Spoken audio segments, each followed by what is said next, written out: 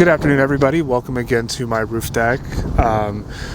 It's not quite as nice of a day as yesterday was. The sun isn't out today. We got a lot of overcast skies, but it's still nice enough that I decided I wanted to do this video out here on the roof deck, just enjoying the space, enjoying the outdoors. It's just a great place to be. I wanted to spend this video today talking about why I'm choosing to study collaboration as a concept in my dissertation, why I made that choice. And I made that choice for two reasons. The first reason is based on my own personal experience, and the second reason is based upon my reading of the research literature. First, to talk about my experience, I've been a special education teacher for about 10 years now, and during the majority of that time, I have had to work in isolation and separation from my general education colleagues, whether that's been teaching at a completely different school than general education teachers, or whether it's been teaching in a classroom that is self-contained where I just don't interact with other general education teachers during the day. Maybe I would get one meeting a week for a prep for a grade level or a department meeting, but that's about it. And as a special education teacher, that can be a very isolating experience. You feel very alone sometimes. At least it did for me.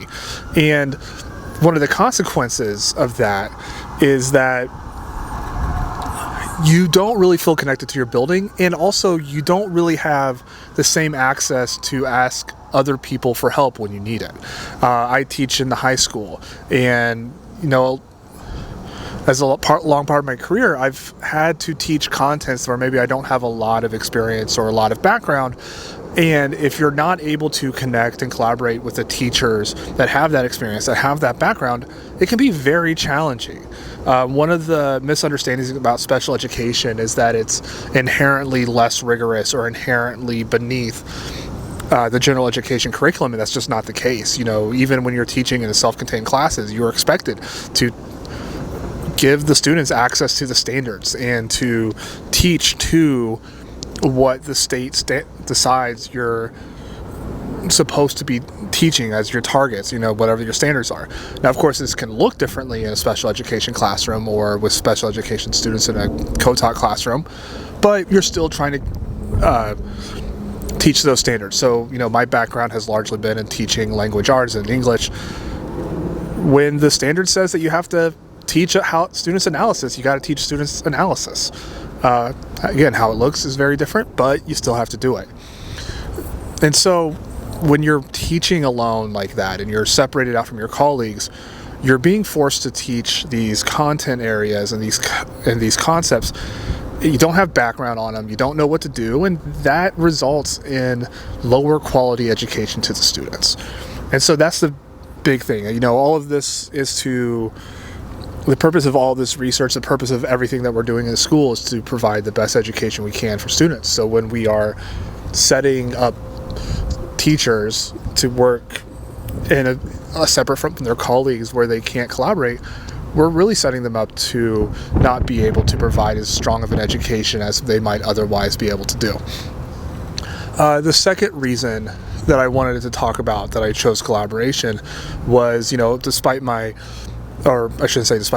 addition to my initial interest, when I really began diving into the research, there were some pieces of research that really stood out to me. The first is one that I referenced in one of my videos already. It was a piece of literature. It was a meta-analysis that talked about all these different studies and how they trying to come up with a big picture idea of how special and general education teachers working together could improve the outcomes for special education students. And in the meta-analysis, it was pretty clear that in order for the best outcomes to occur, you needed to have special education and general education teachers really looking at all students within the building as their own students and really taking ownership of all students within a building. This meant that a general education teacher looked at students with disabilities and without disabilities, with an IEP and without an IEP, as being their students. Same with the special education teachers. They did not look at general education students or students without IEPs as being someone else's responsibility. They looked at them as like, well, this is part of my responsibility too. I specialize in this area, but I'm really responsible for all students. And when both groups of teachers feel responsible for all students, it really does have the best outcome for students. So that's one that I wanted to, that really stuck with me. The other one is a research article where it talked about the strengths and weaknesses of special and general education teachers. And I'm going to link these in this video description. I recommend you checking them out.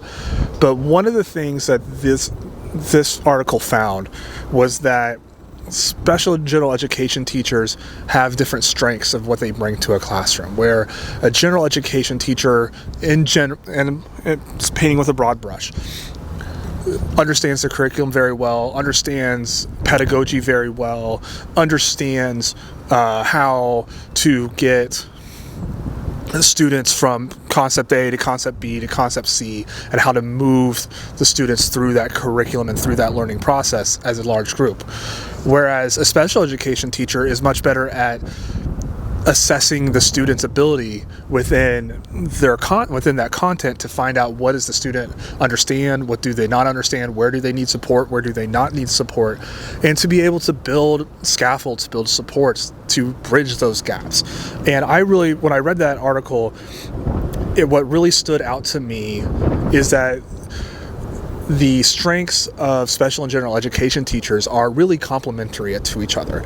Neither set of teachers has a full understanding, a full set of skills that are useful in all situations, but also they have their own individual and unique strengths that they can bring to a classroom to be able to serve all students. And so that one really stuck out with me. The last piece of literature is actually two pieces of literature that are by the same author, was talking about a concept called the specialization trap. The specialization trap is kind of the inverse of the ideal situation. And that is where teachers within a school building or specialists or professionals really feel as though they're only responsible for the education of the students whose needs align with those specialities. So, for instance, this would be a special education teacher that walks into the classroom and says, I am only responsible to teach the students with disabilities within this classroom. And so even if they're in a co-taught classroom with a mixture of special and general education teachers, they only pay attention to the special education students. They only pay attention to the students that have IEPs or 504s, and they neglect to interact with or to teach anyone else in that classroom. And vice versa with the general education teachers.